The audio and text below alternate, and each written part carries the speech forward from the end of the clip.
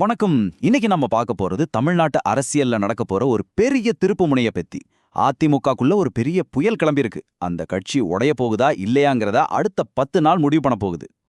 யோசிச்சு பாருங்க, ஒரு கட்சியின் சீனியர் லீடர் அதே கட்சியோட பொதுச் செயலாளருக்கே 10 நாள் டைம் கொடுத்து ஒரு எச்சரிக்கை விடுத்திருக்காரு. இது வரப்போற ஒரு பெரிய அரசியல் யுத்தத்தோட முதல் அத்தியாயமா இருக்குமோன்னு தோணுது. சரி, முதல்ல இந்த 10 நாள் கெடுனா என்ன, எங்கிருந்து இது ஆரம்பிச்சதுன்னு பாப்போம். இந்த மொத்த பிரச்சனைக்கும் தொடக்க புள்ளி கோபிசெட்டிப்பாளையத்துல நடந்த ஒரு பிரஸ் மீட் தான். அன்னைக்கே, அதாவது செப்டம்பர் 5ஆம் தேதி, அதிமுகவோட மிக மூத்த தலைவர்கள்ல ஒருத்தர் செங்கோட்டையன் ஒரு ரொம்ப போல்டான ஸ்டெப் எடுத்தார். எல்லா கேமராக்களுக்கு முன்னாடி தன்னோட கட்சியின் பொதுச் செயலாளர் எடப்பாடி பழனிசாமிக்கு நேரடியாவே 10 நாள் டைம் கொடுத்து ஒரு டிமாண்ட வச்சார். ஆனா இது வெறும் கோரிக்கை மாதிரி தெரியல, இது ஒரு நேரடியான வார்னிங். அவரோட வார்த்தைகள்லயே சொல்லணும்னா, நடவடிக்கை எடுக்கலைனா நாங்க வேற வழிய பார்க்க வேண்டியிருக்கும்னு சொல்லியிருக்காரு. இது மூலமா கட்சி ரெண்டா உடையறதுக்கு கூட வாய்ப்பு இருக்குன்னு அவர் ரொம்ப தெளிவா சொல்லாம சொல்லிட்டார். அடுத்ததா இந்த ரீயூனியனுக்கான பிரஷர் பத்தி பார்க்கலாம். அப்படி என்னதான் கேட்டாரு செங்கோட்டையன்?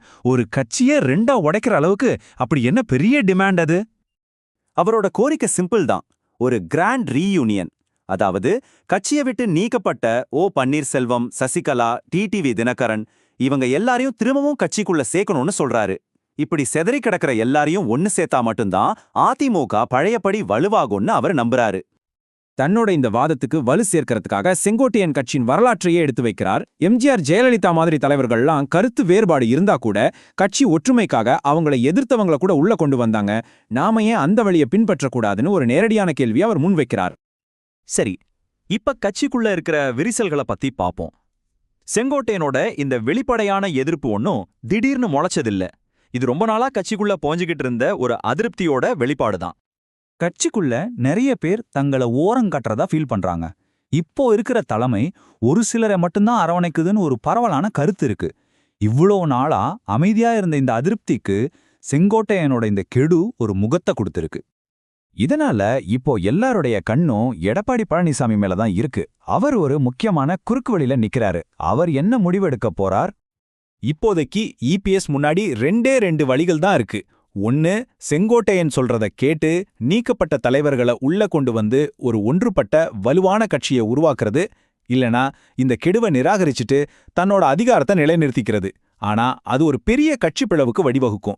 இந்த ரெண்டுல எந்த முடிவை எடுத்தாலும் அது அதிமுகவோட எதிர்காலத்தையே மாத்தி எழுத போகுது.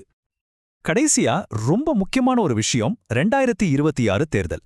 இந்த பிரச்சனை வெறும் அதிமுகவோட உட்கட்சி பூசல் மட்டும் இல்ல, இது வரப்போற 2026 சட்டமன்ற தேர்தலோட ரிசல்ட்டையே தீர்மானிக்கிற சக்தியா மாறலாம்.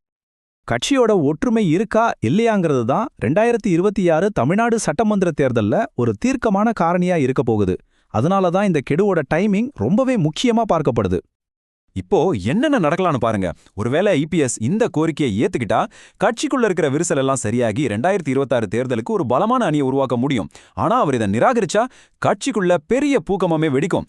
செங்கோட்டையன் தரத்து தனியா செயல்பட ஆரம்பிச்சா அது தேர்தல் கூட்டணிகளை மொத்தமா மாத்தி போட்டுடும். இது ஒற்றுமைக்காக வைக்கப்பட்ட கடைசி கோரிக்கையா இல்ல ஒரு புதிய கட்சி போரோட முதல் அத்தியாயமா? இதுக்கான பதில் அடுத்த 10 நாள்ல தெரிஞ்சிடும். ஆனா ஒண்ணு மட்டும் நிச்சயம், முடிவு எதுவா இருந்தாலும் தமிழ்நாட்டு அரசியல் களம் ஒரு பெரிய மாற்றத்தை சந்திக்க தயாராயிட்டு இருக்கு.